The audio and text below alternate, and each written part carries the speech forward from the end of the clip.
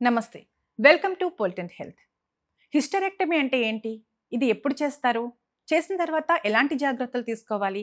ఇలాంటి ఎన్నో డౌట్స్‌ని క్లియర్ చేయడానికి ఈరోజు మనతో పాటు ఉన్నారు గైనకాలజిస్ట్ డాక్టర్ రజని గారు. డాక్టర్ గారిని అడిగి ఇప్పుడు మరిన్ని విషయాలు తెలుసుకుందాం. నమస్తే మేడం. నమస్తే అండి. మేడం, హిస్టరెక్టమీ అంటే ఏంటి? ఇది ఎప్పుడు చేస్తారు? సో హిస్టెక్టమీ అనేది ఒక సర్జికల్ ప్రొసీజర్ అండి. గైనకాలజీలో ఏంటంటే గర్భసంచిని మనము తీసేయడం. So okay. మీరు వింటుంటారు, చాలామంది గర్భసంచి ఆపరేషన్స్ అది చేయించుకుంటూ ఉంటారు. సో ఇది ఏంటంటే ఏదైనా ప్రాబ్లం ఉన్నప్పుడు అంటే చాలా రకాల కండిషన్స్లో మనం చేస్తాం ఈ హిస్టెక్టమీ అనేది. సో కామన్గా ఏంటంటే ఏమైనా బ్లీడింగ్ ఇష్యూస్ ఉన్న వాళ్ళు, అంటే గర్భసంచిలో గడ్డలు, మల్టిపుల్ ఫైబ్రాయిడ్స్ ఉన్నాయి, చాలా పెద్ద పెద్ద సైజ్ ఫైబ్రాయిడ్స్ ఉన్నాయి, అలా అంటే దానివల్ల పేషెంట్కి ప్రమాదం ఉంది, ఎక్కువ బ్లీడింగ్ అవుతుంది, అనీమియాలోకి వెళ్ళిపోతుంది అన్న సందర్భాల్లో మనం ఈ హిస్టెక్టమీ చేయడం అని జరుగుతుంది. అదే కాకుండా అడినోమయోసిస్ అంటాము. అడినోమయోసిస్ కూడా ఒక కండిషన్. ఏంటంటే ఈ అడినోమయోసిస్ ఉన్న ప్రతి ఒక్కరికి హిస్టెక్టమీ అవసరం లేదు. కాకపోతే కొన్ని సందర్భాల్లో చాలా ఎక్కువ మోతాదులో బ్లీడింగ్ అవ్వడము, ఎక్సెసివ్ బ్లీడింగ్, తర్వాత ఎక్కువ అనీమియాలోకి వెళ్ళిపోవడం, దానివల్ల చాలా ఇష్యూస్ ఉన్నప్పుడు కూడా మనం హిస్టెక్టమీ చేసే అవకాశాలు ఉంటాయి. అదే కాకుండా మనకి ఇప్పుడు క్యాన్సర్లో ఎండోమెట్రియల్ క్యాన్సర్ ఏమైనా ఉంది, ఎర్లీ స్టేజెస్ ఆఫ్ ఎండోమెట్రియల్ క్యాన్సర్స్లో కూడా హిస్టెక్టమీ చేయడం అనేది జరుగుతుంది. సో ఇలా ఏదైనా అబ్నార్మల్ కండిషన్స్, గర్భసంచి రిలేటెడ్ ఏదైనా ప్రాబ్లమ్స్ ఉన్నప్పుడు మనం గర్భసంచి తీసే అవకాశం ఉంటుంది. ప్రతి ఒక్కరికి ప్రాబ్లం ఉన్నంత మాత్రం సర్జరీ అనేది చేయము. It depends really. అది ఏంటంటే ఏజ్ని బట్టి కూడా డెసిషన్ తీసుకోవడం జరుగుతుంది. మోస్ట్లీ 45 ఇయర్స్ ఏజ్ గ్రూప్ దాటిన వాళ్ళకు ఇలాంటి ఇష్యూస్ ఉన్నప్పుడు మనం హిస్టెక్టమీ ఫస్ట్ ఆప్షన్ లాగా తీసుకుంటాము. అది యంగ్ గర్ల్స్లో ఇలా ఏమన్నా ప్రాబ్లమ్స్ ఉన్నప్పుడు కన్జర్వేటివ్ అప్రోచెసే ఉంటాయండి. హిస్టెక్టమీ అనేది జనరల్గా యంగ్ గర్ల్స్కి చేయడం అనేది జరగదు. సో దీంట్లో కూడా రకరకాలు ఉంటాయి, టైప్స్ ఉంటాయి హిస్టెక్టమీస్లో కూడా. ఇది ఏ ఏజ్‌లో వస్తుంది మేడం? ఇలాంటివి అంటే ఒక ఏజ్ ఉంటుంది కదా హిస్టరెక్టమీ చేయడానికి. అది ఏ ఏజ్ అంటారు? సో హిస్టెక్టమీ అది చెప్పాను కదా, కామన్లీ 45 ఇయర్స్ ఏజ్ గ్రూప్ దాటిన వాళ్ళు కామన్గా ఇలాంటి ఇష్యూస్ ఉన్నప్పుడు హిస్టెక్టమీస్ చేయడం అనేది జరుగుతుంది. Younger age group, reproductive age group వాళ్ళలో చాలా వరకు కన్జర్వేటివ్ మేనేజ్మెంట్సే చేయడం అనేది జరుగుతుంది. ఓకే. కొంతమందికి 30+ ఇయర్స్‌లో కూడా ఇలాంటివి ఫేస్ చేస్తూ ఉంటారు కదా మరి. 30+ ఇయర్స్‌లో చేశారు అంటే రియల్లీ సమ్ ప్రాబ్లమ్ ఉంటేనే చేస్తారు. జనరల్గా 30+ ఇయర్స్ రిప్రొడక్టివ్ ఏజ్ గ్రూప్లో హిస్టెక్టమీస్ అనేది చేయము జనరల్గా. ఓకే. చేశారు అంటే ఏదైనా స్ట్రాంగ్ రీజన్ ఉంటేనే చేస్తారు తప్ప అదర్వైజ్ యంగ్ ఏజ్ గర్ల్స్లో చాలా వరకు కన్జర్వేటివ్ మెథడ్సే వాడతామండి మనం. ఇది చేసిన తర్వాత ఎలాంటి సైడ్ ఎఫెక్ట్స్ ఉంటాయి మేడం? సో యూజువల్గా మనకు గర్భసంచి తీసిన తర్వాత సైడ్ ఎఫెక్ట్స్ అంటే అసలు ఏమి ఉండవు. బేసిక్ ఏంటంటే పీరియడ్స్ అనేవి రావు. ఫస్ట్ ఆఫ్ ఆల్ మనకి బికాజ్ యూట్రస్ ఉండదు కాబట్టి పీరియడ్స్ అనేది రాదు. సో అదొకటి తప్ప అదర్వైజ్ మేజర్ ఇష్యూస్ అనేది ఏమీ ఉండవండి చాలా వరకు. పీరియడ్స్ రాకపోవడం వల్ల సైడ్ ఎఫెక్ట్స్ వస్తాయని చాలామంది అంటుంటారు కదా.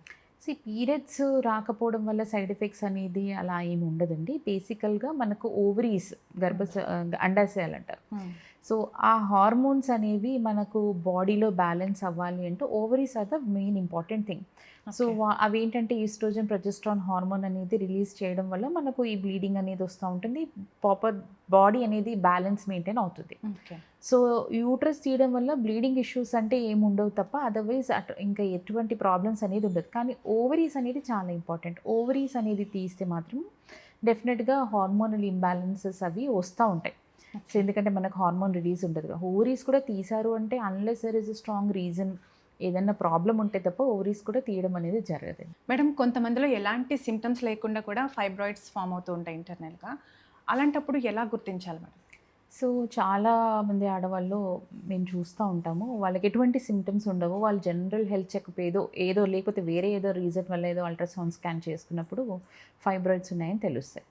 సో వీటిని మనం ఏసిమ్టమాటిక్ ఫైబ్రాయిడ్స్ అంటాం. అంటే there are no symptoms. So చాలామంది ఆడవాళ్ళు ఇలా ఉండే అవకాశాలు ఉంటాయి. కొన్ని సందర్భాల్లో ఏంటంటే ఆ ఫైబ్రాయిడ్ చాలా పెద్ద సైజ్ అయ్యే వరకు కూడా వాళ్ళకి అర్థం కాదు. సో కొంతమందికి ఏంటంటే 5 months 6 months అంత బెల్లి పెరిగిపోతూ ఉంటుంది ఫైబ్రాయిడ్. బట్ వాళ్ళు అనుకుంటారు మేము వెయిట్ పెరుగుతున్నాము, పొట్ట పెరుగుతుంది అనుకుంటారు, కానీ ఇది ఫైబ్రాయిడ్స్ ఉన్నాయి ఇలా అంటే బేసికలీ అవగాహన అనేది అందరికీ ఉండకపోవచ్చు కదా. సో అది ఏంటంటే ఎందుకు ఇలా ఉబ్బుతుంది లేకపోతే పొట్ట ఇలా ఉంది అని చెప్పి ఊరికే స్కాన్కి వచ్చినప్పుడు మనకి తెలుసుకునే అవకాశాలు ఉంటాయి. సో ఫైబ్రాయిడ్ గడ్డలు పెద్దగా ఉండి కొన్ని సందర్భాల్లో వాళ్ళు ఏదైనా ఇన్ఫర్టిలిటీ అంటే ప్రెగ్నెన్సీ రాకపోతే కూడా వచ్చినప్పుడు అప్పుడు కూడా ఏసిమ్టమాటిక్ అంటే వాళ్ళకి ఏం సిమ్టమ్స్ ఉండదు కానీ ఫైబ్రాయిడ్స్ ఉంటాయి. సో అలాంటప్పుడు ఏంటంటే బేసిక్ మనము క్లినికల్ ఎగ్జామినేషన్ ఇప్పుడు చాలా పెద్ద ఫైబ్రాయిడ్స్ ఉన్నాయనుకోండి, మనం జస్ట్ మనం ఎగ్జామిన్ చేసినప్పుడు యాజ్ ఎ డాక్టర్ మాకైతే కొంచెం సస్పిషన్ అనేది అయితే వస్తుంది. ఓకే. ఏంటి ఏదైనా ప్రాబ్లం ఉందా, ఎందుకు ఇలా ఉందని చెప్పేసి. సో మెయిన్గా డయాగ్నోసిస్ అల్ట్రాసౌండ్ స్కాన్ ద్వారానే మనకి తెలుస్తుందని. అందుకని ఫీమేల్స్ రెగ్యులర్గా ఎవరైనా రెగ్యులర్గా హెల్త్ చెకప్స్ చేసుకోవడము, ఒక అల్ట్రాసౌండ్ స్కాన్ చేసుకోవడము అనేది చాలా ఇంపార్టెంట్. ఎందుకంటే ఈ మధ్య కాలంలో ఇలాంటి ప్రాబ్లమ్స్ అనేవి అన్నీ చాలా ఎక్కువగా వింటున్నాం కాబట్టి రెగ్యులర్ హెల్త్ చెకప్స్ చేసుకోవడం అనేది చాలా అవసరం అండి. ఓకే. అంటే వెయిట్ గెయిన్ అవుతున్నామని దాన్ని లైట్ తీసుకోవద్దు, నెగ్లెక్ట్ చేయకూడదు. పర్టికులర్గా ఫైబ్రాయిడ్స్ ఉంటే వెయిట్ గెయిన్ అవ్వాలని ఏం లేదు. It's not like that. ఒకవేళ మీకు డిఫరెంట్గా అంటే పీరియడ్స్ అంటే ఏం సిమ్టమ్స్ లేనప్పుడు మనకు చాలా పెద్ద ఫైబ్రాయిడ్స్ ఉంటే పొట్టలో మనకి చేంజెస్ అనేది తెలుస్తూ ఉంటుంది. కొంచెం ఎక్కువగా ఉబ్బిపోవడము, lower part of the abdomen కొంచెం తెలుస్తూ ఉంటుంది. ఓకే. సో తెలియకపోవచ్చు కూడా కొంతమందికి, ఫ్యాటీ అబ్డామిన్ ఉందనుకోండి, వాళ్ళకి పెరిగినా తెలియకపోవచ్చు. సో తెలియకపోవచ్చు. జనరల్ చెకప్ చేసుకోవడము అనేది చాలా ఇంపార్టెంట్ అండి. హిస్టరెక్టమీ అండ్ ఫైబ్రాయిడ్స్ గురించి మాకు కంప్లీట్ ఇన్ఫర్మేషన్ క్లియర్గా ఎక్స్ప్లెయిన్ చేశారు. Thank you madam. వెల్కమ్ అండి. Thank you.